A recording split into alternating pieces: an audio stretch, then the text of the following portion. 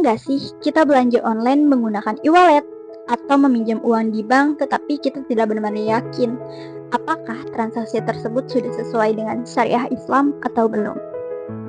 Di era milenial seperti sekarang, aktivitas ekonomi menjadi semakin mudah dan cepat. Namun, di balik kemudahan itu, kita juga perlu dituntut untuk lebih paham tentang bagaimana sih Islam mengatur hubungan ekonomi antar manusia atau yang biasa disebut dengan muamalah.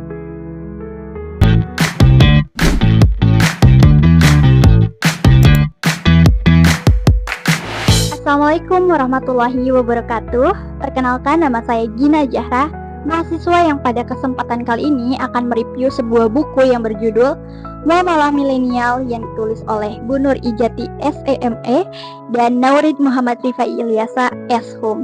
Buku ini diterbitkan oleh guepedia.com dengan ISBN 978 623 421 482 6. Buku Muamalah Milenial membahas bagaimana sih konsep muamalah dalam Islam yang diterapkan di era modern, khususnya dalam kehidupan generasi milenial yang sangat dekat dengan dunia digital, ekonomi, dan lembaga keuangan.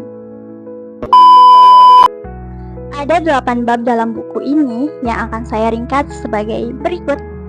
A few moments later. Bab pertama, sebuah pengertian yang universal. Pada bab ini, penulis mengawali pembahasan dengan menjelaskan konsep syariah dan muamalah secara mendasar. Syariah dijelaskan sebagai jalan hidup yang sudah ditetapkan oleh Allah SWT bagi manusia agar dapat menjalani kehidupan dunia dan akhirat dengan baik. Muamalah sendiri dipahami sebagai hubungan sosial antar manusia yang diatur berdasarkan nilai-nilai Islam.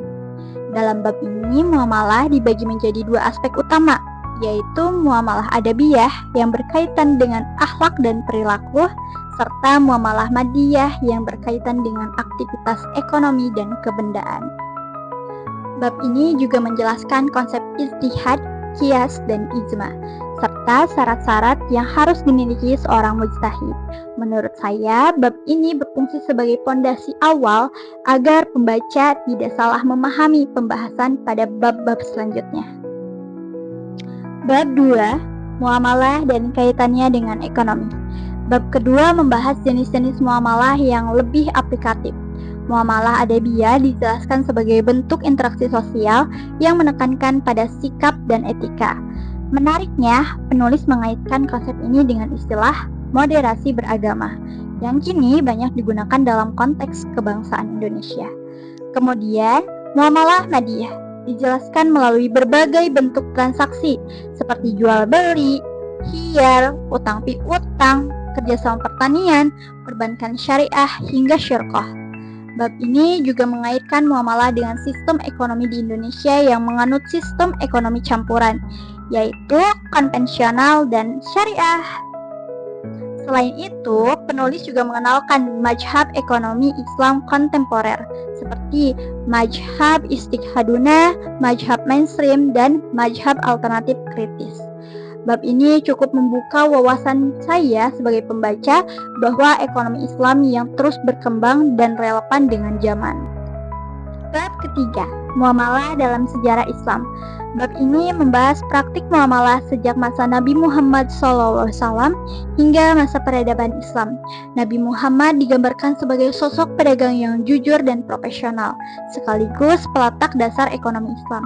Penulis juga sempat mengulas sistem keuangan pada masa Khulafaur Rasyidin, mulai dari Abu Bakar As-Siddiq hingga Ali bin Abi Thalib. Setiap masa kepemimpinannya dijelaskan kebijakan ekonominya, khususnya terkait pengelolaan Baitul Mal.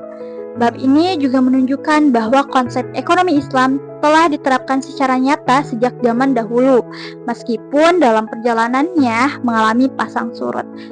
Bab 4, lembaga keuangan di Indonesia. Pada bab ini, penulis menjelaskan lembaga keuangan di Indonesia, baik bank maupun non-bank, serta fungsinya dalam menghimpun dan menyalurkan dana.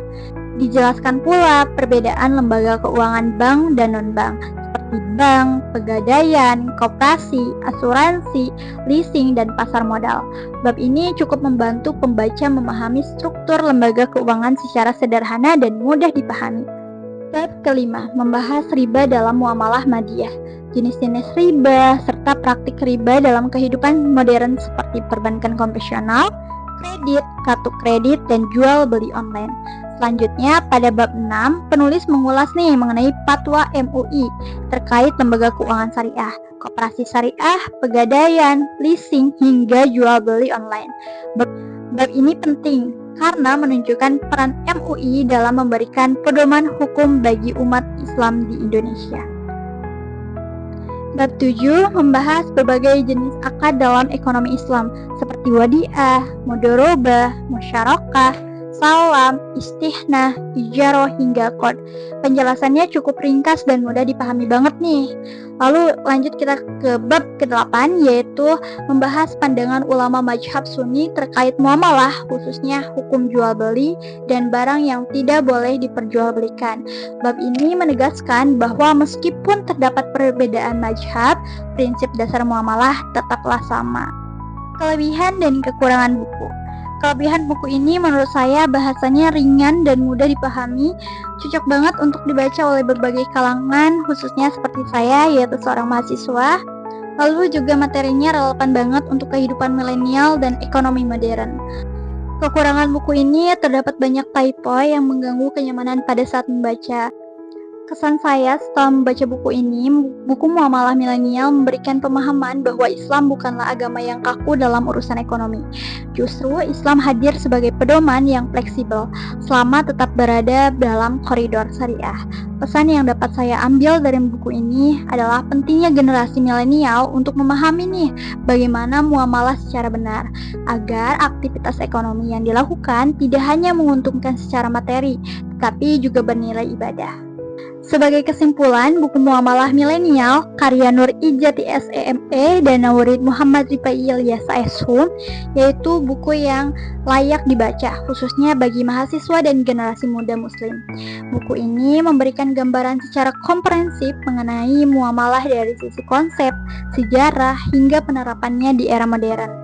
Meskipun memiliki kekurangan dari segi teknis penulisan, isi dan pesan buku ini tetap relevan dan bermanfaat banget sebagai pengantar dalam memahami ekonomi dan muamalah Islam di era milenial. Dan review buku yang dapat saya sampaikan. Terima kasih atas perhatiannya. Wassalamualaikum warahmatullahi wabarakatuh.